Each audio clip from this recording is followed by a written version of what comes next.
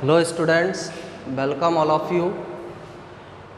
पाचन की कार्यकी के अंदर हमने पिछले लेक्चर में ग्रसिका संरचना के बारे में पढ़ा था। सेकंड जो हमारा जो एब्डोमन है या उदर गुहा जो है उसे कुछ भागों में बांटा गया है, उन भागों के बारे में हमने स्टडी किया था।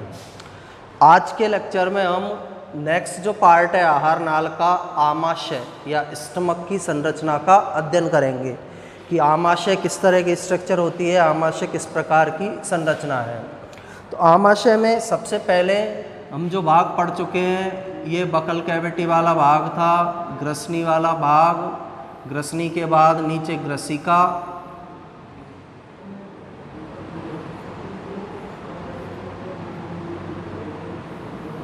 और ग्रसिका एक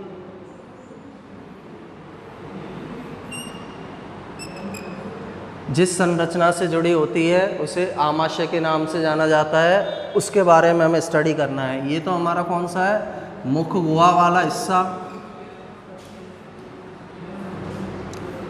ये ग्रसनी जिसके बारे में हम पढ़ चुके हैं। थर्ड है हमारा ये वाला हिस्सा ग्रसिका, इसके बारे में भी हम पढ़ चुके हैं। और फोर्थ पार्ट है ये आमाशय।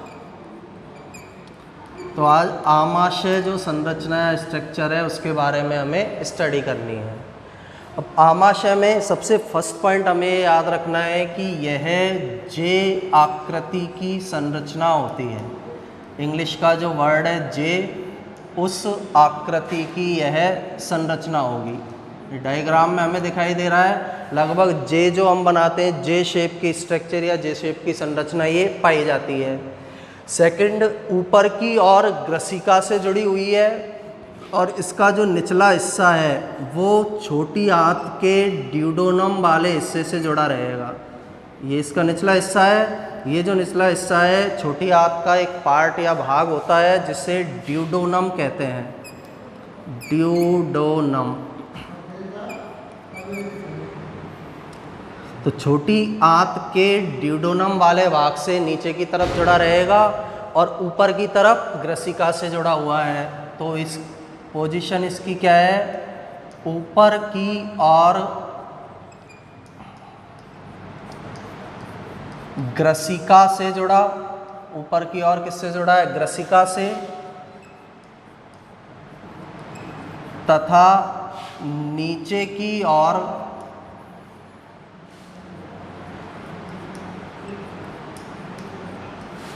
छोटी आंत के ड्यूडोनम वाले भाग से ये जुड़ा रहता है। ड्यूडोनम से जुड़ा रहेगा। ये इसकी पोजीशन हो गई। दिख रहा है साफ हमको, ऊपर की ओर ग्रसिका से जुड़ा है, नीचे की ओर छोटी आंत का एक हिस्सा होता है ड्यूडोनम, उस संरचना से ये जुड़ा हुआ रहता है।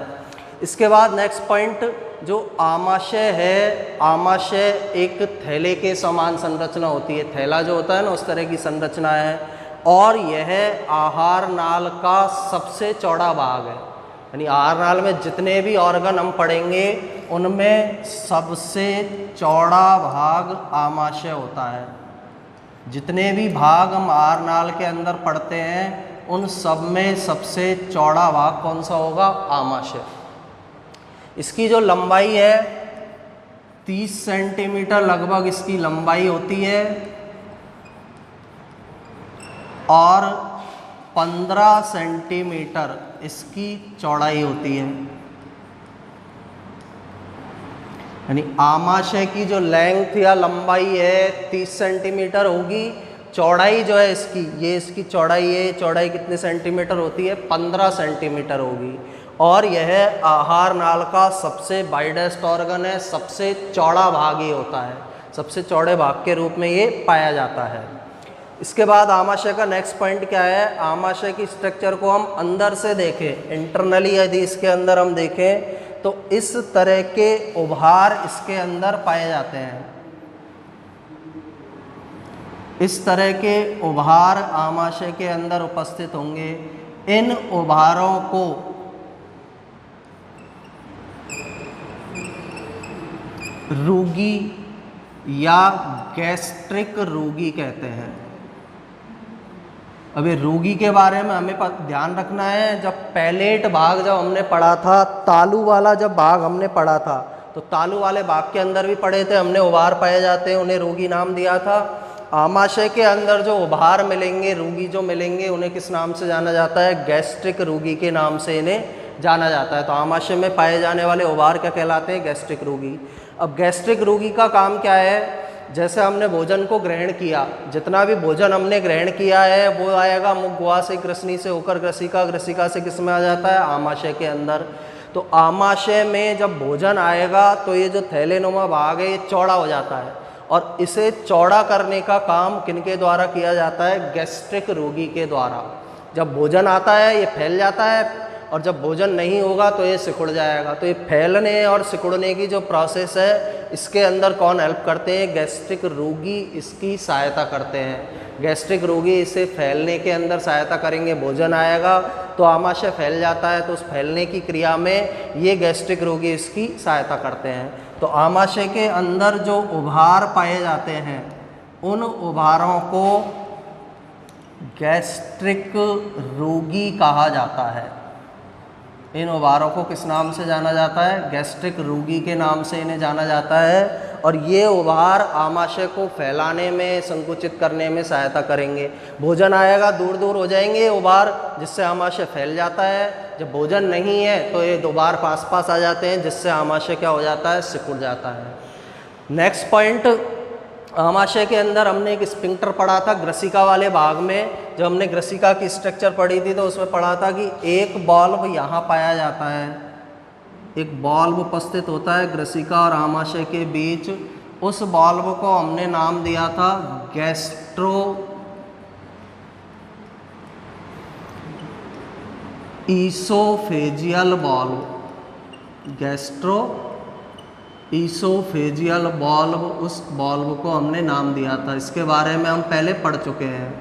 तो ग्रसिका और आमाशय के बीच जो बॉल्व पाया जा रहा है उसका नाम तो क्या है? Gastro oesophageal valve. इसी तरह से जो आमाशय और ड्यूडोनम है, ये आमाशय ड्यूडोनम है, यहाँ पर भी एक बॉल्व उपस्थित होगा। आमाशय और ड्यूडोनम के बीच भी एक बॉल्व पाया जाता है। इस बॉल्व को या इस कपाट को पाइलोरिक बॉल्व के नाम से जाना जाता है। तो दोनों बॉल्व के नाम याद रखने हैं। एक तो ग्रसिका और आमाशय के बीच में पाया जाने वाला बॉल्व है, गैस्ट्रो ईसोफेजियल बॉल्व कहलाएगा। दूसरा, आमाशय और छोटी आंत के ड्यूडोनम भाग के बीच में जो बॉल्व पाया जा रहा है, जो कपाट पाया जा रहा है, उसे किस नाम से जानते हैं? पाइलोरिक बॉल्व के नाम से। अब होता क्या है, इन बॉल्व की सहायता से ग्रसिका से भोजन या बॉलस आया आमाशय में, आमाशय के अंदर जब बॉलस आ जाएगा दोनों बॉल्व बंद हो जाते हैं। गैस्ट्रो ईसोफेजियल बॉल्व बंद हो जाएगा, पाइलोरिक बॉल्व बंद हो जाएगा। इसके कारण जो आमाशय है उसके अंदर फूड मटेरियल रहता है। जो आमाशय है उसके अंदर जो फूड मटेरियल या बॉलस है इसके अंदर प्रेजेंट रहेगा। जैसे ये बॉलस है, ये बॉलस आमाशय के अंदर लगभग 4 से 5 घंटे तक स्टोर रहता है। क्यों स्टोर रहा है? कारण क्या है इसका? इसके अंदर जब ये स्टोर रहता है तो यहाँ पर इस बॉलस में विभिन्न प्रकार के एंजाइमों को मिलाया जाता है। सेकंड, आमाशय के द्वारा जो HCl स्त्रावित हो रहा है उस HCl को इसमें मिला दिया जाएगा। और बॉलस में जब आमाशय के जूस या गैस्ट्रिक जूस जब मिलता है तो ये दोनों आपस में मिलकर काइम का निर्माण करते हैं। तो काइम क्या होता है? काइम का मतलब क्या है? Bolus plus gastric juice.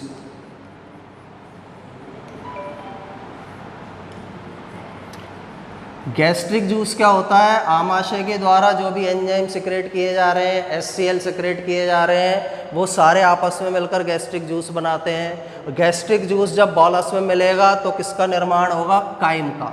और उसके बाद इस काइम को छोटी आंत के अंदर धीरे धीरे छोटी आंत के अंदर भेज दिया जाता है। तो इनको 4 से 5 घंटे तक जो आमाशय में बॉलस रह रहा है उसको रखने में ये दोनों बॉल्व सहायता करते हैं। पहला गैस्ट्रोइसोफेजियल बॉल्व, दूसरा पाइलोरिक बॉल्व। ग्रसिका से भोजन आया इसके अंदर, आमाशय के अंदर, गैस्ट्रोइसोफेजियल बॉल्व बंद हो जाएगा, पाइलोरिक बॉल्व भी बंद हो जाएगा। अब भोजन 4 से 5 घंटे तक इस आमाशय के अंदर रहेगा। इस बॉलस में आमाशय के जूस को, गैस्ट्रिक जूस को मिलाया जाएगा और काइम का निर्माण किया जाएगा। और काइम को इसके बाद छोटी आंत के कौन से भाग में धीरे धीरे भेजा जाता है? ड्यूडेनम वाले पार्ट के अंदर भेजा जाता है। तो ये दोनों बॉल्व के कार्य हैं। आमाशय में ऊपर और नीचे 2 बॉल्व पाए जा रहे हैं, उनके फंक्शन ये होते हैं। आमाशय के अंदर यहाँ चर्निंग मूवमेंट होती है, भोजन को घुमाया जाता है, HCl मिलाया जाएगा, उसका यांत्रिक पाचन किया जाएगा। तो इसमें ये दोनों बॉल्व क्या करते हैं? सहायता प्रदान करने का काम करेंगे। तो दोनों बॉल्व को हमें याद रखना है। फर्स्ट गैस्ट्रोइसोफेजियल बॉल्व जो ग्रसिका और आमाशय के बीच है, दूसरा पाइलोरिक बॉल्व जो आमाशय और छोटी आंत के ड्यूडेनम भाग के बीच में पाया जा रहा है। इनकी सहायता से बॉलस में गैस्ट्रिक जूस को मिलाकर किसका निर्माण किया जाता है? काइम का निर्माण इसके अंदर किया जाएगा और काइम को फिर ड्यूडेनम वाले पार्ट के अंदर भेज दिया जाता है। नेक्स्ट आमाशय के अंदर पॉइंट क्या है? आमाशय की जो संरचना है उसको कुछ प्रमुख भागों के अंदर बांटा गया है। जैसे कौन कौन से भाग आमाशय के अंदर होंगे, इनको हम डिटेल में देखें तो ये एक जे शेप्ड और अब आमाशय में हमको जो कर्व दिखाई दे रहा है, कर्व का मीनिंग होता है घुमाव। ये इधर से घुमा हुआ है, ये इधर से घुमा हुआ है, 2 तरह के घुमाव हमें आमाशय के अंदर दिखाई दे रहे हैं। फर्स्ट टाइप का जो घुमाव होगा, पहला घुमाव जो हमें दिखाई दे रहा है ये बड़ा है, ये सिंपल सा है दिख रहा है। ये घुमाव हमको, ये वाला घुमाव जो है ये बड़े आकार का घुमाव है। इस बड़े आकार के घुमाव को किस नाम से जाना जाता है? Greater curvature. इसे क्या बोला जाता है? Greater curvature. बड़ा घुमाव है, कर्व का मीनिंग होता है घुमाव, तो बड़ा घुमाव है, ग्रेटर कर्वेचर बोला जाएगा। ये वाला जो घुमाव हमको दिखाई दे रहा है, यहाँ से यहाँ तक का जो घुमाव है ये थोड़ा छोटा घुमाव है। इस घुमाव को लेसर कर्वेचर, लेसर कर्वेचर के नाम से जाना जाता है। तो दोनों शब्दों का मीनिंग याद रखना है। ग्रेटर कर्वेचर क्या है? आमाशय का बड़ा जो घुमाव है उसे ग्रेटर कर्वेचर कहते हैं। छोटा जो घुमाव दिखाई दे रहा है उसे कौन सा कर्वेचर बोला जाएगा? Lesser curvature. जैसे यहाँ देखें, ये ग्रेटर कर्वेचर है, ये कौन सा है? लेसर कर्वेचर है। 2 प्रकार के कर्वेचर किसके अंदर पाए जा रहे हैं? 2 प्रकार के घुमाव आमाशय के अंदर पाए जा रहे हैं। ग्रेटर कर्वेचर जो है हमारी आहार नाल की पेरिटोनियम से एक संरचना से जुड़ा रहता है जिसे ग्रेटर ओमेंटम कहते हैं। Greater omentum. यानी ऐसा नहीं है कि आमाशय हमारी बॉडी के अंदर फ्री है, क्योंकि यदि फ्री होता तो हम चलते दौड़ते तो आमाशय भी क्या होता, इधर उधर हिलता। तो इसे हमारी जो कैविटी है, बॉडी कैविटी है, उसके अंदर स्टोर करने के लिए, उसके अंदर इसको चिपकाए रखने के लिए जो संरचना मिलती है उसे क्या बोला जाता है? Greater omentum. इसी तरह से लेसर जो कर्वेचर है उसको हमारी जो बॉडी कैविटी है उसके अंदर स्थिर रखने के लिए जो संरचना मिलेगी उसे किस नाम से जाना जाता है? Lesser omentum. उसे लेसर ओमेंटम के नाम से जाना जाता है। यानी ये जो भाग दिखाई दे रहा है ना, ये वाला हिस्सा, ये हमारी बॉडी कैविटी के अंदर एक इस तरह की संरचना से जुड़ा रहता है। बॉडी कैविटी में इस तरह की एक स्ट्रक्चर मिलेगी, उस स्ट्रक्चर के द्वारा ये किससे जुड़ा हुआ है? बॉडी कैविटी से। इसको तो हम क्या बोलेंगे? Greater curvature. इसी तरह जो लेसर कर्वेचर है वो भी इस तरह के एक टिश्यू से, पेरिटोनियम के टिश्यू से जुड़ा रहेगा। इस टिश्यू को हम किस नाम से जानते हैं? लेसर कर्वेचर के नाम। लेसर कर्वेचर जिससे जुड़ा रहेगा उसे लेसर ओमेंटम के नाम से जानते हैं। तो दोनों वर्ड का मीनिंग याद रखना है। सबसे पहला तो कर्वेचर एक बार फिर से रिवाइज करता हूँ मैं। आमाशय का जो बाहरी सतह है, आमाशय यानी टिल्ट पोजीशन में होता है, थोड़ा अंदर की तरफ झुका हुआ रहेगा। बाहरी सतह जो है वहाँ पर बड़ा घुमाव होगा, ग्रेटर कर्वेचर कहेंगे। आंतरिक सतह जो है, इसकी अंदर वाली सतह जो है वहाँ पर छोटा घुमाव होगा, उसे लेसर कर्वेचर कहेंगे। आमाशय का ग्रेटर कर्वेचर, हमारी जो देह भित्ति है, अंदर जो खाली स्थान पाया जा रहा है शरीर में, उसमें किस संरचना के द्वारा जुड़ा रहता है? ग्रेटर ओमेंटम के द्वारा। और लेसर कर्वेचर जो है वो किसके द्वारा जुड़ा रहता है? लेसर ओमेंटम के द्वारा जुड़ा रहता है। इनको बॉडी वॉल के अंदर या देह भित्ति के अंदर इन संरचनाओं द्वारा एक जगह पर स्थिर रखा जाता है, जिससे कि आमाशय जो है उस जगह पर पॉजिटेड रहे, दौड़ने भागने इन क्रियाओं के दौरान ये इधर उधर मूवमेंट नहीं करे। नेक्स्ट पॉइंट इसमें ध्यान रखना है, जो हम एक्स्ट्रा फूड मटेरियल जो हमारी बॉडी के अंदर आता है, तो उसमें जो लिपिड वाला पार्ट है या एक्स्ट्रा फूड किसके अंदर जमा होता है? ग्रेटर ओमेंटम में। अतिरिक्त जो भोजन है, यानी जितना हमारे शरीर के अंदर काम में आ रहा है उससे ज़्यादा भोजन ग्रेटर ओमेंटम के अंदर इकट्ठा होता है। यहाँ ये हिस्सा है, इसीलिए जो पेट वाला हिस्सा है वो क्या हो जाता है? फूल जाता है। तो अतिरिक्त भोजन को ग्रेटर ओमेंटम के अंदर स्टोर किया जाता है। संचित करने का काम किस भाग में किया जा रहा है? ग्रेटर ओमेंटम वाले पार्ट के अंदर किया जाता है। तो दोनों वर्ड के मीनिंग याद रखने, ग्रेटर कर्वेचर क्या है और लेसर कर्वेचर क्या है, और ग्रेटर ओमेंटम क्या है और लेसर ओमेंटम क्या है। ग्रेटर कर्वेचर को हमारी जो देह भित्ति है उससे जोड़ने वाली संरचना ग्रेटर ओमेंटम है, लेसर कर्वेचर को जोड़ने वाली संरचना लेसर ओमेंटम कहलाती है। बड़ा घुमाव ग्रेटर कर्वेचर है, आमाशय का जो छोटा घुमाव है, यहाँ पर भी ये दिखाई दे रहा है, ये लेसर है, यहाँ ये जो दिखाई दे रहा है ये ग्रेटर कर्वेचर कहलाता है। इसके बाद आमाशय की जो स्ट्रक्चर है उसको भी हम कुछ पार्ट्स के अंदर डिवाइड कर सकते हैं। जैसे आमाशय ऊपर से ग्रसिका वाला भाग आया,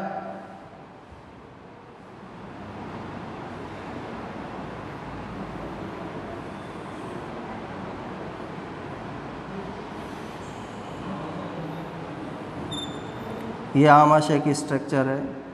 अब आमाशय में जहाँ पर ये वॉल्व पाया जा रहा है, गैस्ट्रोइसोफेजियल वॉल्व, यहाँ पर गैस्ट्रोइसोफेजियल वॉल्व प्रेजेंट है। तो ये वाला जो हिस्सा है जहाँ ये गैस्ट्रोइसोफेजियल वॉल्व प्रेजेंट है, इस हिस्से को कार्डियक आमाशय कहते हैं। इस हिस्से को किस नाम से जाना जाता है? कार्डियक आमाशय। कार्डियक आमाशय के नाम से इसे जाना जाता है। सेकंड, जो ये आमाशय का उठा हुआ भाग दिख रहा है, यानी ये वाला जो हिस्सा हमें दिखाई दे रहा है, ये वाला पार्ट जो ऊपर की तरफ उठा हुआ है, ऊपर की तरफ उठा हुआ भाग होगा। थर्ड, यहाँ से यहाँ तक का हिस्सा होगा, यहाँ से यहाँ तक का हिस्सा, और लास्ट वाला हिस्सा इसका ये होगा। तो पहला पार्ट कार्डियक आमाशय है। कार्डियक आमाशय का मतलब है ये वाला हिस्सा जो है ये हृदय के पास स्थित है। कार्डियक जो शब्द होता है वो किससे संबंधित है? हृदय से संबंधित है। तो ये वाला हिस्सा थोड़ा हृदय के पास है, इसलिए इसको क्या नाम दिया गया है? कार्डियक नाम इसको दिया गया है। ऊपर उठा हुआ जो हिस्सा हमें दिखाई दे रहा है, ये इस हिस्से को फंडस बोला जाता है। यानी आमाशय का ऐसा भाग जो कार्डियक आमाशय के ऊपर होता है, ये कार्डियक आमाशय वाला भाग है, इसके ऊपर जो मिल रहा है इसे किस नाम से जाना जाता है? फंडस के नाम से। ये वाला जो हिस्सा दिखाई दे रहा है सबसे बड़ा भाग, इसे बॉडी या काय बोलते हैं। काय या किस नाम से जाना जाता है? बॉडी के नाम से इसे जाना जाता है। और लास्ट ये जो हिस्सा दिखाई दे रहा है आमाशय का, इसे पाइलोरिक आमाशय के नाम से जाना जाता है। तो चार पार्ट हो गए। आमाशय की संरचना को हम डिवाइड करें, चार भागों के अंदर इसे बांटा गया है। कार्डियक आमाशय, दूसरा फंडस आमाशय, तीसरा काय या बॉडी, और चौथा कौन सा होता है? पाइलोरिक भाग। अब इन चारों के बारे में हम आगे स्टडी करें कि कार्डियक क्या है, फंडस क्या है, काय क्या है और पाइलोरिक क्या है। तो सबसे फर्स्ट पार्ट जो है हमारा वो कौन सा है? कार्डियक आमाशय। फर्स्ट, हृदय के पास स्थित होता है, हृदय के पास स्थित है, इसीलिए इसे नाम दिया गया है कार्डियक। नाम इसको इसलिए दिया है क्योंकि ये किसके पास स्थित है? हृदय के पास ये पाया जा रहा है, हार्ट के पास ये प्रेजेंट है, इसलिए इसे कार्डियक आमाशय नाम दिया है। कार्डियक आमाशय जो है इसी के यहाँ पर कौन सा वॉल्व उपस्थित होता है? Gastro-oesophageal valve. Gastro-oesophageal valve. यानी इस वाले भाग में ही गैस्ट्रोइसोफेजियल बॉल्ब पाया जाता है। गैस्ट्रोइसोफेजियल बॉल्ब यहाँ पर उपस्थित होगा, ये यहाँ पर दिखाई दे रहा है हमें गैस्ट्रोइसोफेजियल बॉल्ब। तो गैस्ट्रोइसोफेजियल बॉल्ब इस वाले भाग के अंदर पाया जाता है। सेकंड जो पार्ट है फंडस, सेकंड इसका पार्ट क्या है? फंडस, आमाशय का दूसरा भाग। अब फंडस क्या है? इस डायग्राम के अंदर हमने बनाया जो कार्डियक आमाशय है उससे ऊपर उठा हुआ जो ये भाग है इसको क्या बोला जाता है? फंडस। तो इसका फर्स्ट पॉइंट क्या होगा? कार्डियक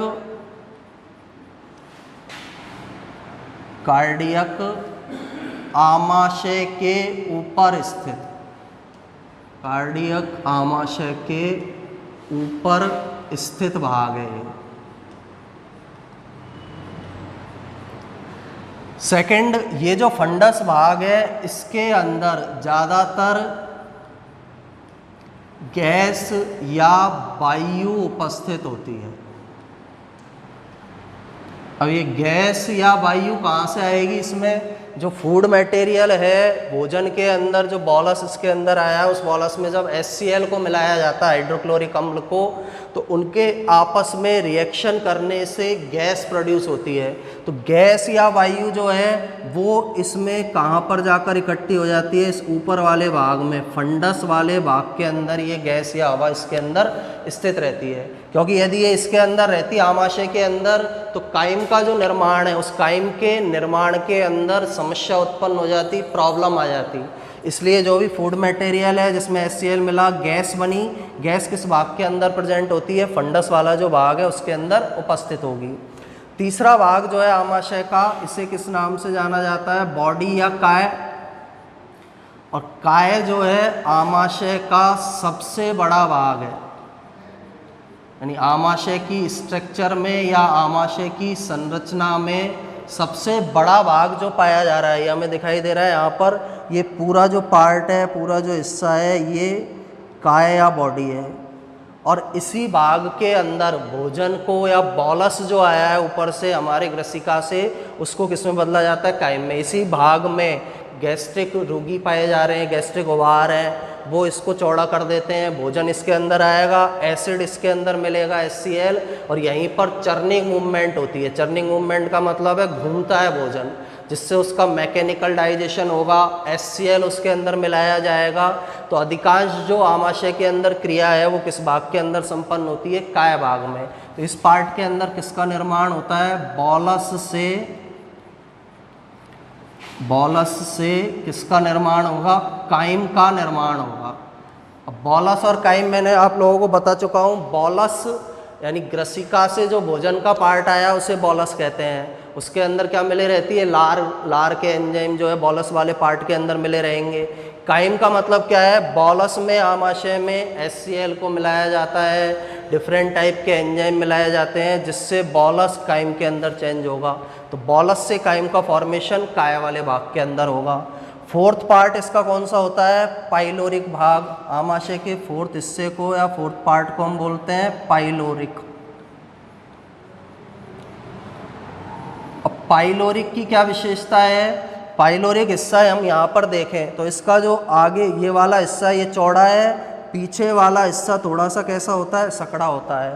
पीछे वाला जो पार्ट है सकड़ा है, आगे वाला हिस्सा चौड़ा है। दो पार्ट के अंदर ये विभाजित होता है, एक चौड़े हिस्से में और एक किसके अंदर ये विभाजित है? सकड़े हिस्से के अंदर। तो दो भाग के अंदर इसे हम बांट सकते हैं, दो भागों में विभाजित है।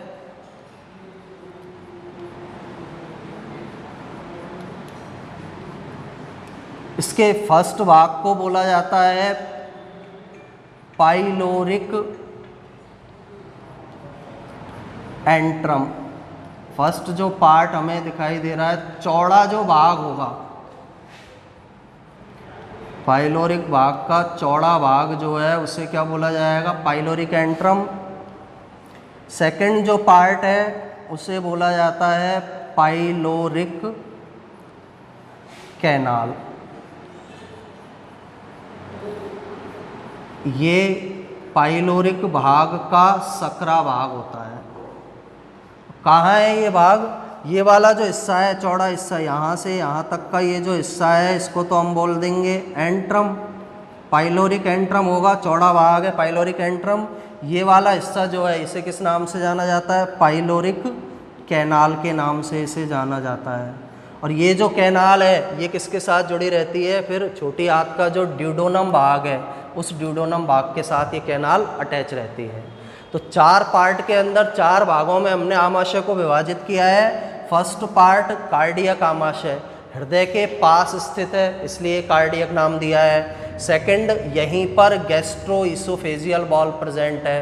सेकंड पार्ट फंडस, कार्डियक आमाशय के ऊपर स्थित है। ये वाला जो हिस्सा हमें दिखाई दे रहा है ये फंडस पार्ट है, कार्डियक आमाशय के ऊपर स्थित भाग है। इस भाग में गैस या वायु होती है। गैस या वायु कहाँ से आएगी? जब बॉलस के अंदर HCl मिलता है तो गैस प्रोड्यूस होती है, वो इस भाग के अंदर जाकर इकट्ठी हो जाती है। क्योंकि गैस यदि आमाशय में नीचे रहेगी तो काइम के निर्माण में समस्याएं आती है। तीसरा भाग काय सबसे बड़ा भाग होता है, यहीं पर बॉलस को काइम के अंदर चेंज किया जाता है। चौथा भाग पाइलोरिक आमाशय है, 2 भागों में विभाजित है। चौड़ा जो हिस्सा है वो क्या कहलाता है? एंट्रम। और जो पतला हिस्सा है जो कैनाल है, नली के समान जो भाग है उसे किस नाम से जाना जाता है? पाइलोरिक कैनाल के नाम से उसे जाना जाता है। और ये पाइलोरिक कैनाल किससे जुड़ी हुई रहती है? ड्यूडोनम वाला जो भाग है छोटी आंत का उसके साथ जुड़ी रहेगी। तो आज के लेक्चर के अंदर आमाशय की हमने संरचना पढ़ी है। सबसे चौड़ा भाग है, इसके अंदर हम आमाशय के अंदर पाई जाने वाली विभिन्न प्रकार की ग्रंथियों का अध्ययन करेंगे। यानी आमाशय जो है उसके अंदर डिफरेंट टाइप की ग्लैंड्स पाई जा रही है, डिफरेंट टाइप की ग्रंथियाँ उसके अंदर उपस्थित है, उनका अध्ययन हम नेक्स्ट लेक्चर के अंदर करेंगे। Thank you.